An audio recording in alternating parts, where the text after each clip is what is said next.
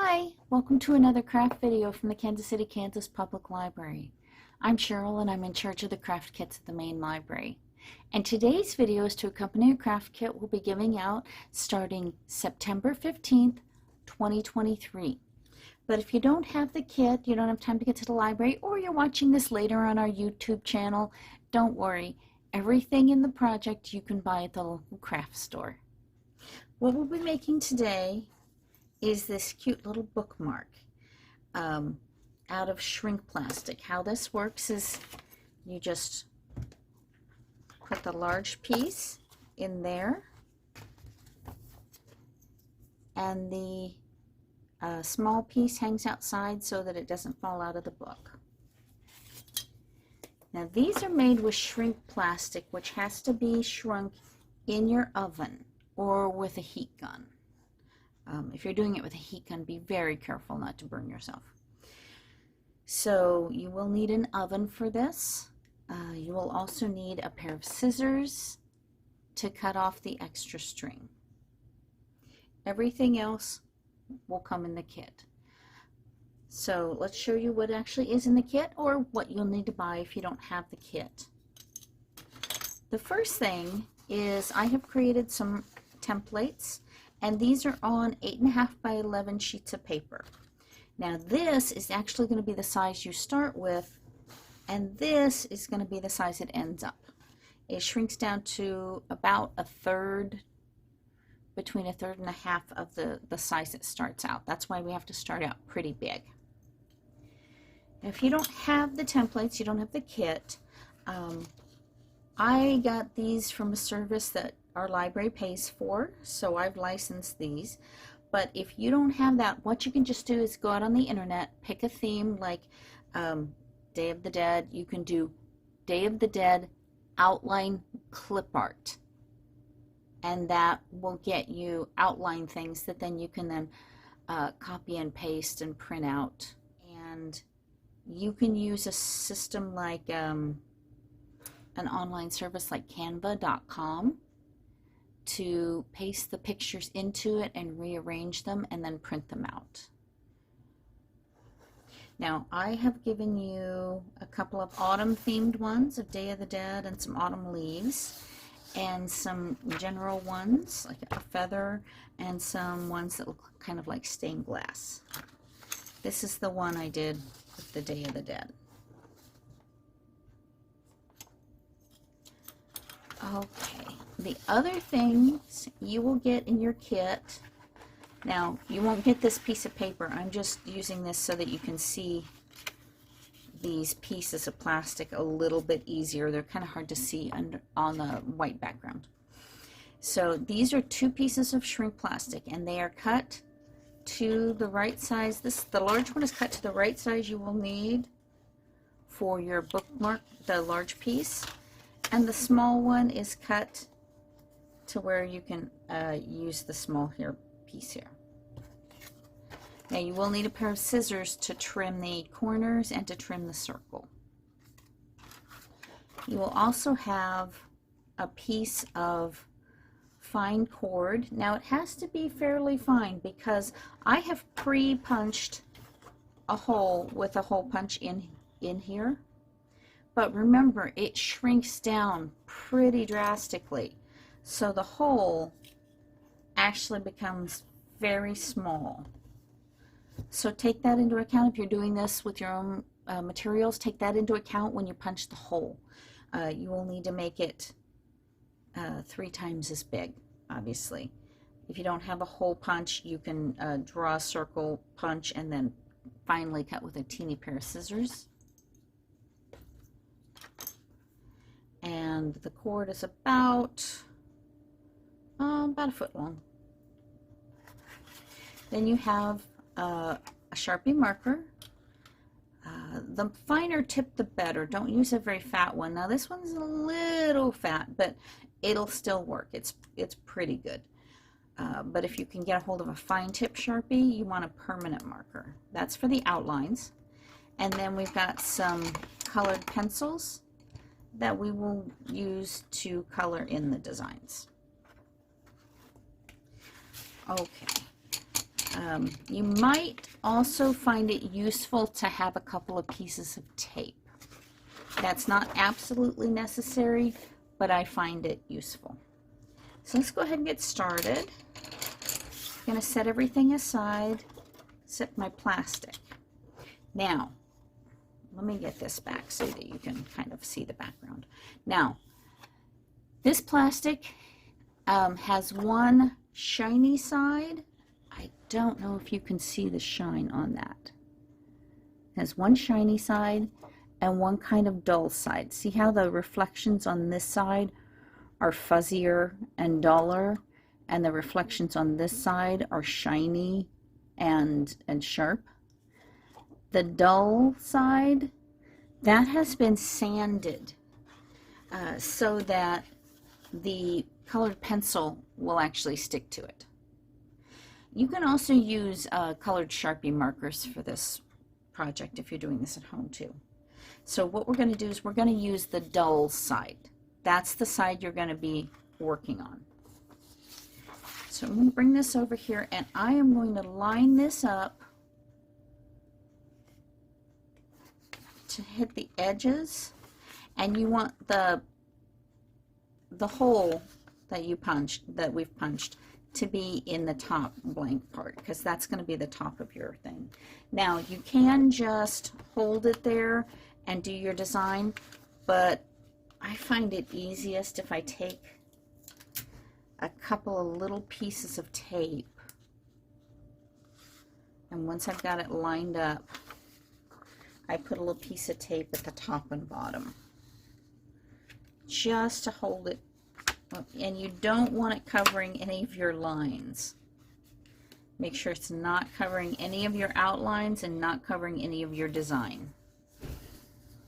Alright, so now we're going to take the Sharpie and we're going to trace all of this. I can get rid of that. We don't need that anymore.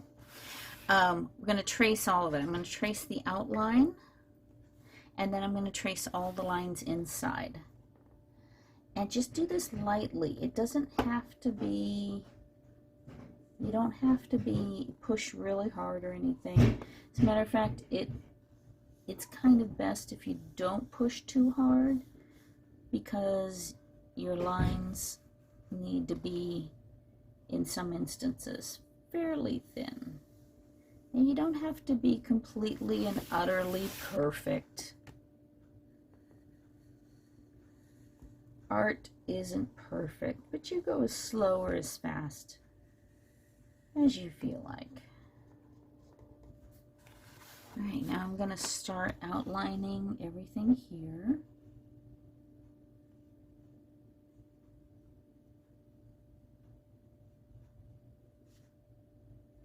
And just make sure you get all of the lines.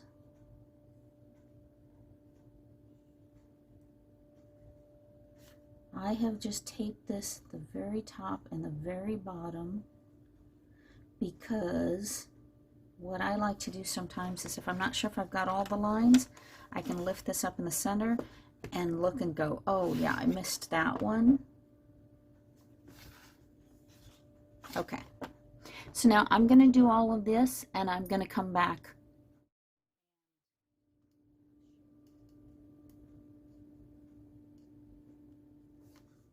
Yeah, that's good enough. Okay, now we need to take this off, and don't just cut the tape off. You want to make sure all the tape is off of the plastic. So I just gently remove it like this.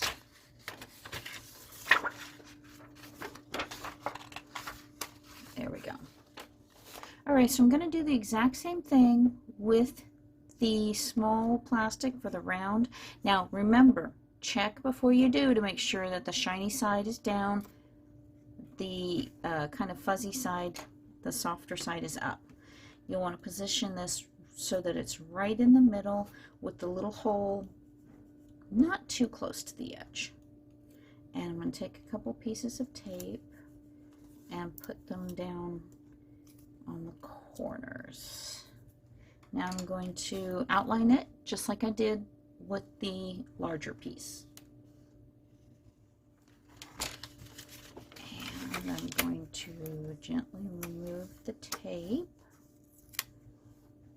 Okay.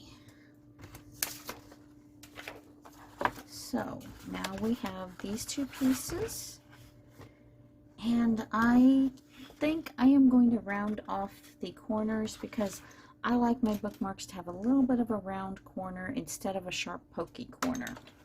So I'm going to take any pair of scissors and just go outside the line and just kind of round off the corner edges.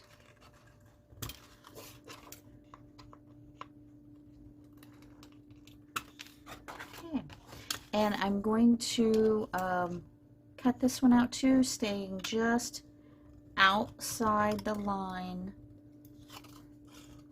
that I drew, because I want that line to show up around the edge, and if I cut it off, of course it won't be on the finished project. There we go. Just throw the rest of this away. Now it's time to start coloring. So I have a number of colored pencils here, and I'm just going to start coloring in the designs. Now I'm going to show you this here. Now look at that. That is very, very light. You can barely see it. Let me get these out of the way. It's very pale. And you're like, wow, I want that to be a little darker. Well, don't worry, as it shrinks, it will darken up. This is the yellow, and then this is it before it darkens up, and then this is after. The colors will get a little more intense.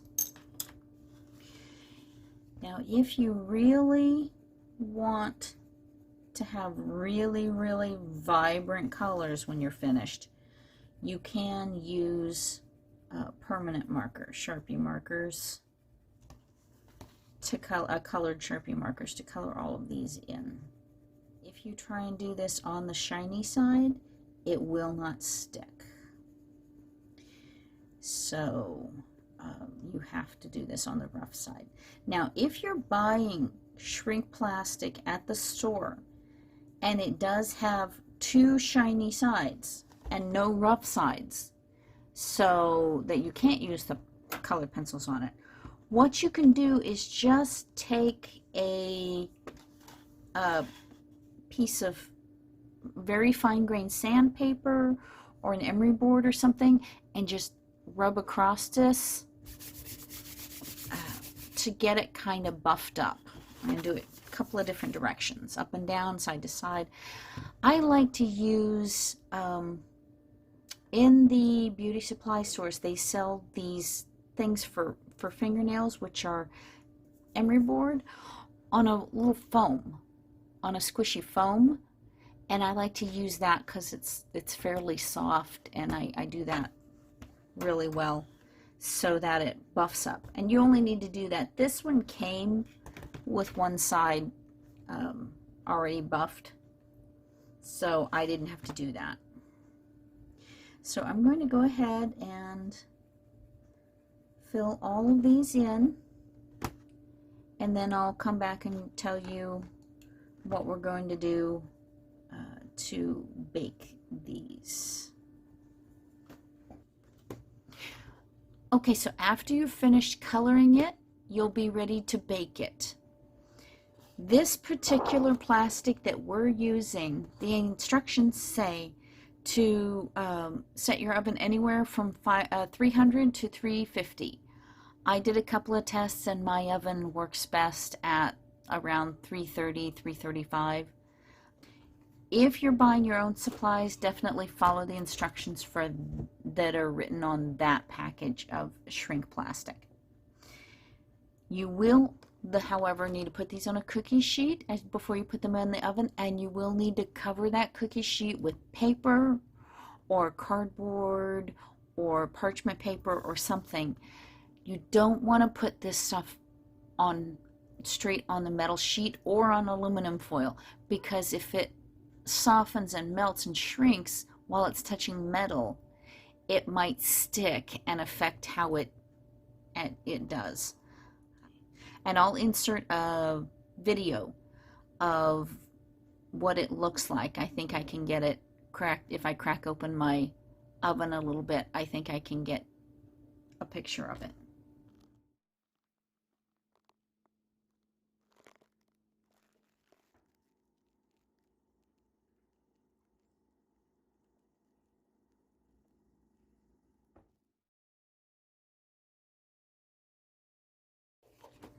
Okay, so it all baked down and this is what it looks like. I love the way this one turned out. I think I really like that. Now you're ready to put it all together. What we're going to do first of all is we're going to tie a knot in the end of our strings just to make sure it doesn't unravel. Now this cord here doesn't unravel very easily, but it does unravel just a little bit. So yeah, tie a knot there. Now we're going to get both ends together and we're going to tie a knot about an inch or two up from there, like that. And now that knot's not quite big enough, so I'm going to tie another knot right on top of it so that I get a bigger knot. Now that is going to keep your little round piece from coming off. Okay, and I've brought the piece of colored paper back so that you can see it, because I don't think you could see the white cord very easily on the white background. So let's do it this way. Once we've got the knots tied in the ends and the double knot tied right there, we're going to take the other end where it folds over. We're going to pinch it pretty tightly and we're going to thread it through the hole on the round part. And see this, the double knot, see how it keeps this from falling off. Now it might still be able to come off if you pull hard enough, but you don't want to pull hard. Now we're going to do the exact same thing with the long rectangular one.